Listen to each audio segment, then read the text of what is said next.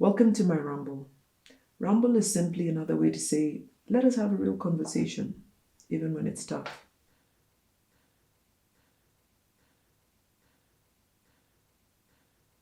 My real intention here is to lay out the context with brevity around race, power, and privilege, with the hope we open up, admit responsibility where we need to, but also collectively find solutions that will see us through these times. After the gruesome murder of George Floyd, the world has finally been brave enough to have conversations around racism. Police brutality is not a new event or occurrence in the United States. We know it has been happening at high frequency. The difference with this particular incident was the fact that it was succinctly captured on camera, with no blind spots, and one could clearly see the menacing look on the police officer's face, hand in pocket, and that of the victim crying out for help and pleading for his life.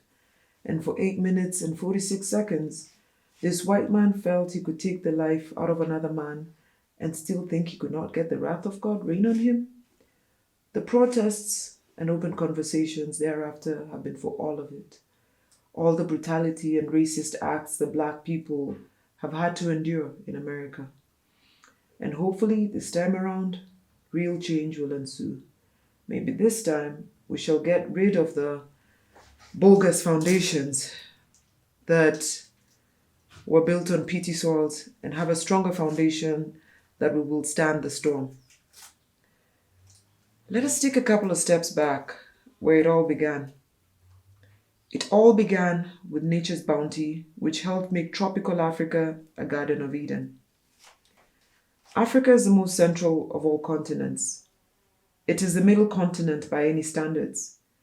Nature has given Africa a unique role in the history of the world. Nature, in its infinite wisdom, has made Africa the cradle of mankind. The earliest man was African.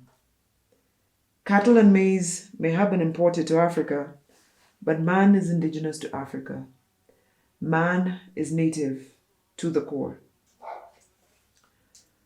Africa is also the birthplace of human culture, a relationship worked out with nature. Africa is where human institutions began. The etiquette of eating, the ethics of mating, the rules of behavior were all evolving out of basic human needs.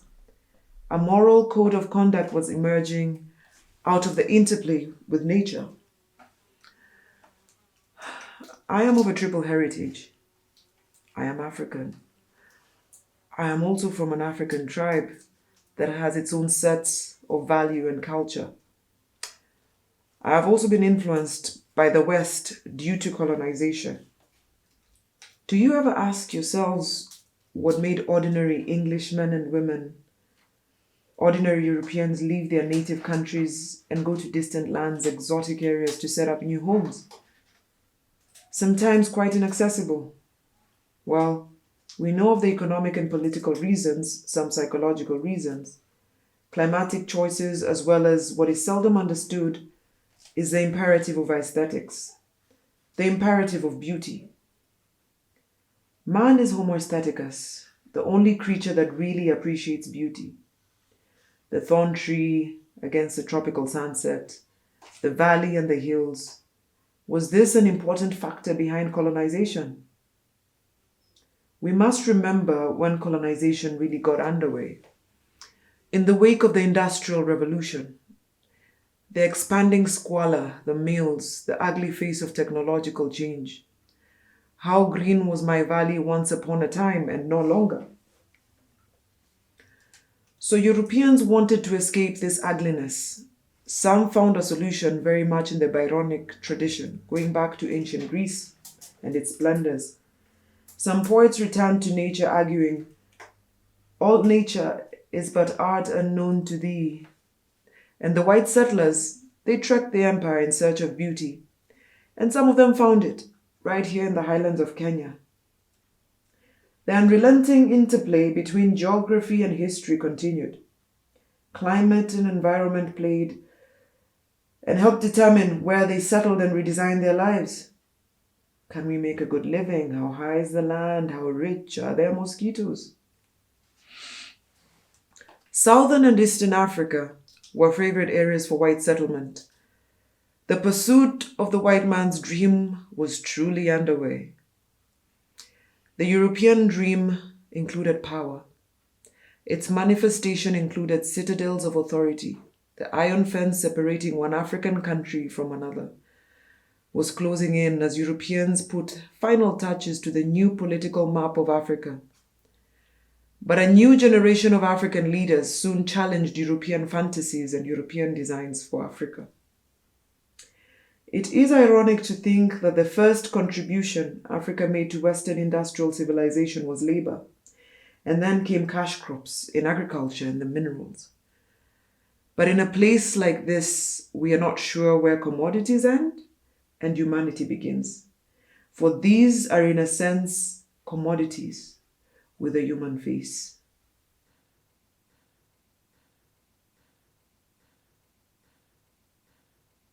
The coffee and tea story in Kenya is part of a much wider saga, nothing less than the impact of Europe's sweet tooth on the history of the world and on Africa's destiny. It is an influence that extends all the way from the plantations of Jamaica to current trade. It began with sugar itself. Europe's increasing demand for sugar, so Africans were exported to the West Indies to grow it for Europe's confectionery and tea houses.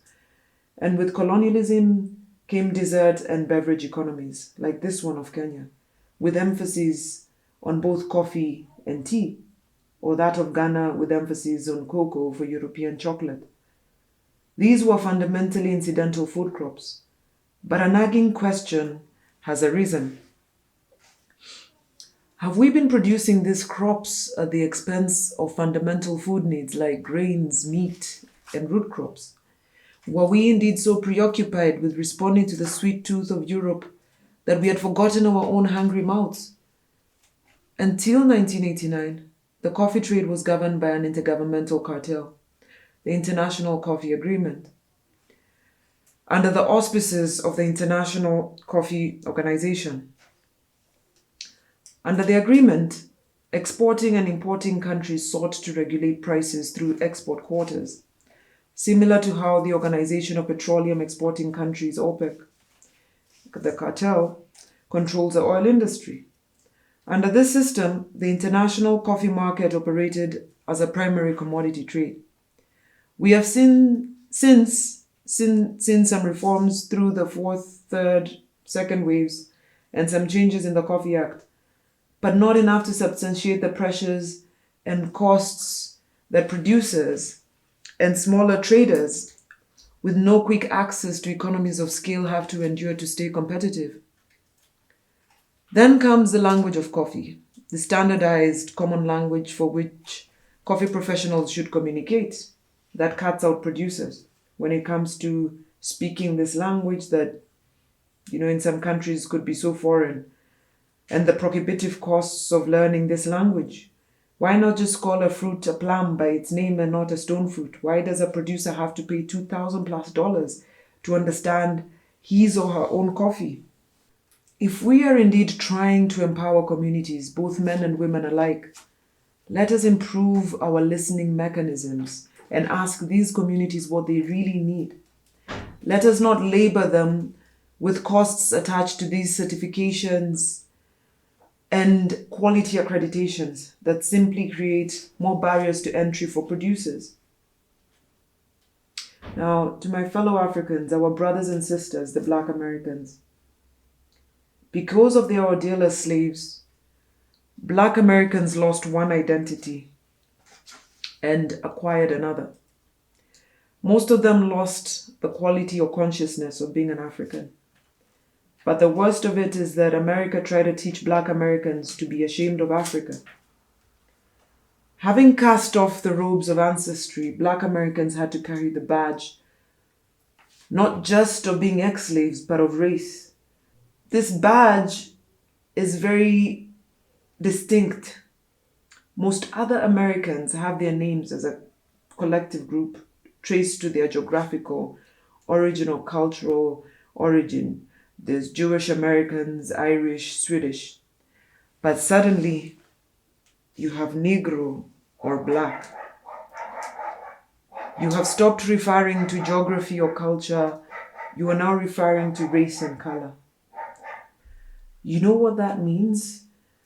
It means that the entire history of the United States has one compelling lesson for people of African ancestry. Forget where you're from. Remember what you look like. Forget your ancestry. Remember your skin color. Forget you're an African. Remember you are black.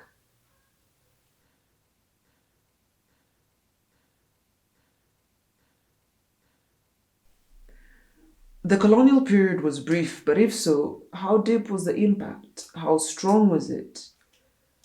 What do we have to show here in Africa after 300 years of contact with the Western world, other than Western tastes of consumption?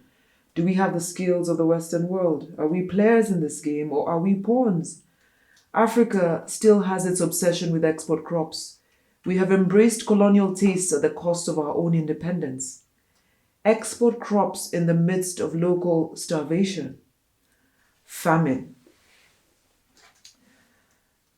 If we paid half as much attention to the production and processing of basic foods as we did the storage and processing of export crops, Africa's lean years would be drastically lean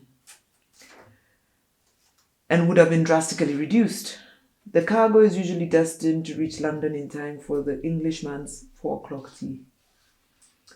By weakening Africa's ancient institutions and creating modern armies, colonialism left two dangers. The danger of anarchy, in the sense of too little government, and the peril of tyranny, when there's too much. The number of coups across Africa reads almost like the Directory of Organization of African Unity, over 70 coups in a quarter of a century.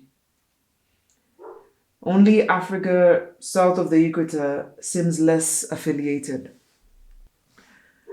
Now, out of Africa's failures in development and our incapacity to find stable and viable government has emerged a great human tragedy. Millions are destitute. It's impossible to be sure where political asylum ends and economic refuge begins. No story illustrated the fragility of Africa's political foundation more than the Congo, formerly Zaire.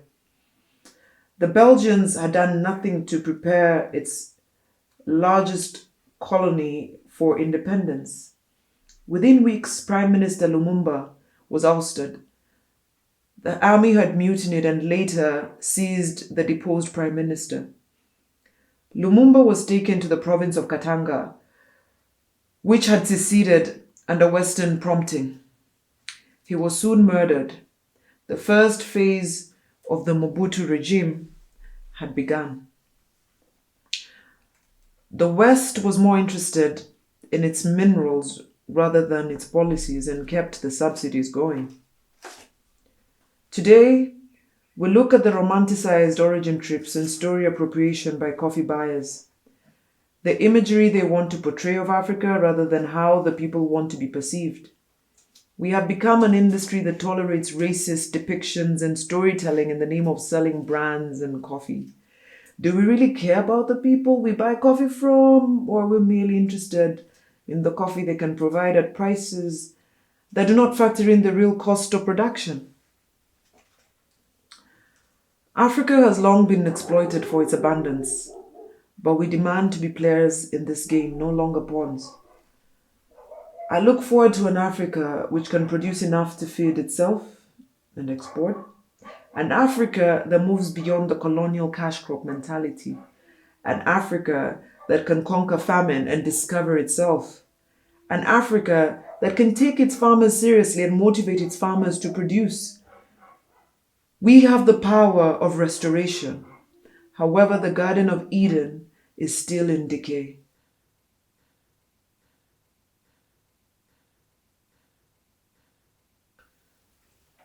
People are opting out of vital conversations about diversity and inclusivity because they fear looking wrong, saying something wrong, or being wrong. We are choosing comfort over hard conversations, and this is the epitome of privilege. and it corrodes trust and moves us away from meaningful and lasting change. Now is not the time for excuses. We must work with the resources that we have at hand and build a new foundation for a stronger house that will survive any storm. The current foundation this industry was built on is flawed, and we must now rebuild. But to do this, we must learn to listen to each other and understand the emotions at hand. We need empathy. There's only one way to understand other people's emotions, or to really understand anything for that matter, by listening. Empathy is most often created out of a language and the silences that surround it. When do you hear the most astonishing insights? When you create the emotionally powerful space for them to settle into by listening. Empathy is created out of the tension between the sound of the voice and the intended silence. We need to be committed to this change. The streets are talking, and we must listen.